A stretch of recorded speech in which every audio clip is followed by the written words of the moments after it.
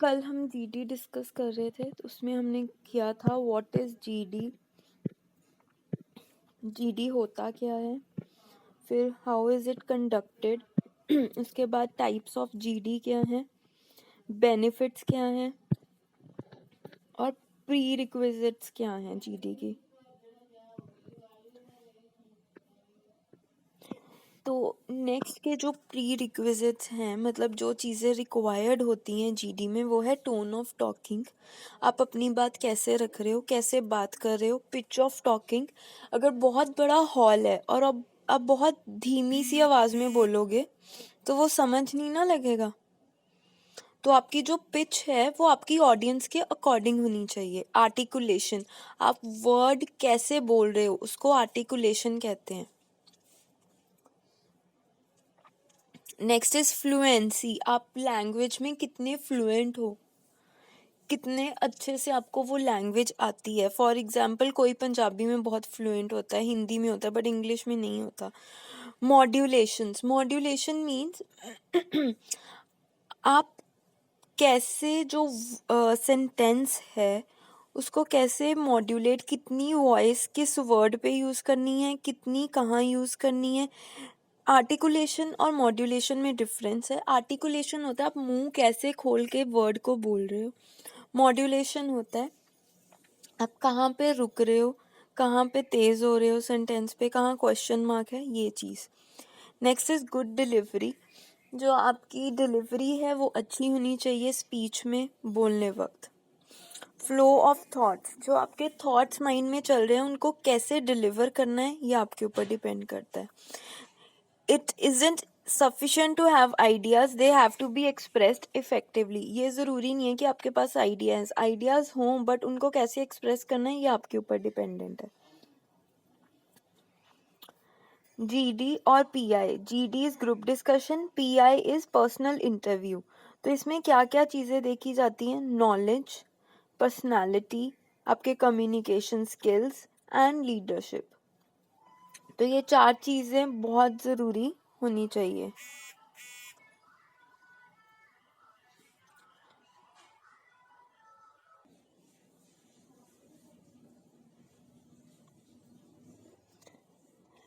तो जब जीडी में बैठते हैं स्टूडेंट्स या कोई भी मेंबर बैठता है जिसकी हमने पर्सनालिटी या इंटरव्यू लेनी है, चेक इन पर्सनालिटी चेक करनी है, तो वहाँ हम कौन से स्किल्स चेक करेंगे? वो है communication skills, interpersonal skills. Interpersonal skills वो स्किल्स होते हैं जैसे हम एक इंसान दूसरे इंसान से बात कर रहे हैं, ठीक है। लीडरशिप स्किल्स, आपको पता है कैसे आपने लीड करना है उस ग्रुप में कि सभी आपके तरीके से बोलें। मोटिवेशनल स्किल, मोटिवेट करना किसी को कि वो और अच्छे से बोलें, या फिर वो कैसे मोटिवेटेड हैं, कैसे वो बोल रहे हैं, ये चीज़। Team building skills, tolerance, tolerance is very important. जब ग्रुप डिस्कशन हो रही है तो आपको दूसरे इंसान के जो पॉइंट्स हैं उनको टॉलरेट भी करना पड़ेगा, पेशेंट भी होना पड़ेगा, फिर अपनी बात रखनी पड़ेगी। एकेडमिक स्किल्स, आपको नॉलेज होनी बहुत ज़रूरी है। Out of the box thinking, listening skills, सुनना बहुत ज़रूरी है कि अगला इंसान क्या पॉइंट रख रहा है उसके अकॉर्डिंग अपनी बात रखनी है। प्रेजेंटेशन स्किल्स, अब अपनी बात को कैसे आप प्रेजेंट कर रहे हो, that is very important. Logical skills, that also you know कि एनालिटिकल मीन्स क्या मेथड्स टेबल्स फॉर्म हो रहे हैं, कौन सी चीज़ें लग रही हैं ग्रुप डिस्कशन में, फैक्ट्स फिगर्स, वो सब। लॉजिक, क्या क्या चीज़ें जज होती हैं कि आपकी कम्युनिकेशन कितनी अच्छी है दूसरों के साथ। How you behave and interact with group, आप ग्रुप में कैसे बात करते हो। How open minded you are, आपकी थिंकिंग कैसी है। योर लिसनिंग स्किल्स, आप अच्छा सुन रहे हो अच्छे से और फिर जवाब दे रहे हो। How you put forward your views, आप अपने व्यूज़ कैसे रखते हो दूसरे के आगे। Your leadership and decision making skills, मतलब कि आप कैसे डिसीजन लेते हो, आपका डिसीजन मेकिंग पावर स्ट्रॉन्ग है या नहीं।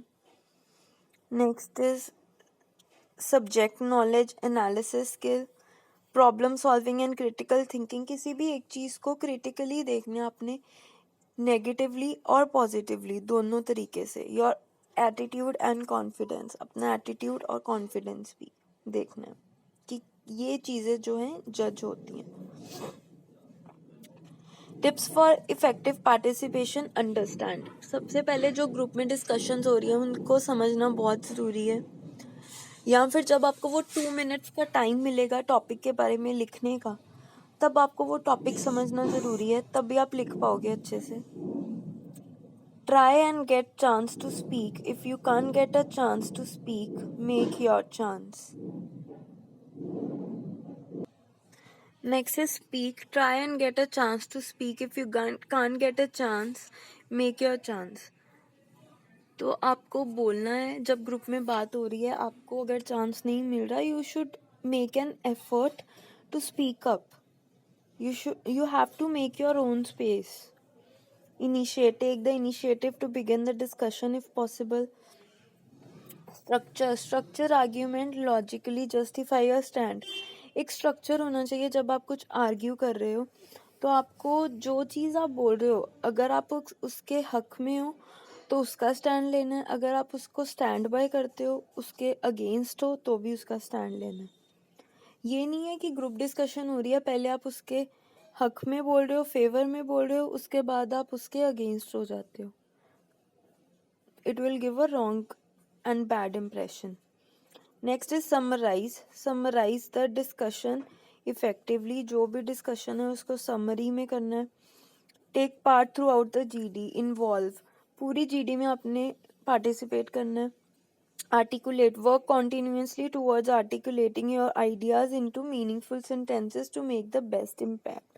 Be clear in your speech. जो आपके माइंड में चल रहा है, तो बेस्ट सेंटेंसेस यूज करने हैं कि मीनिंग निकले आपके सेंटेंसेस का.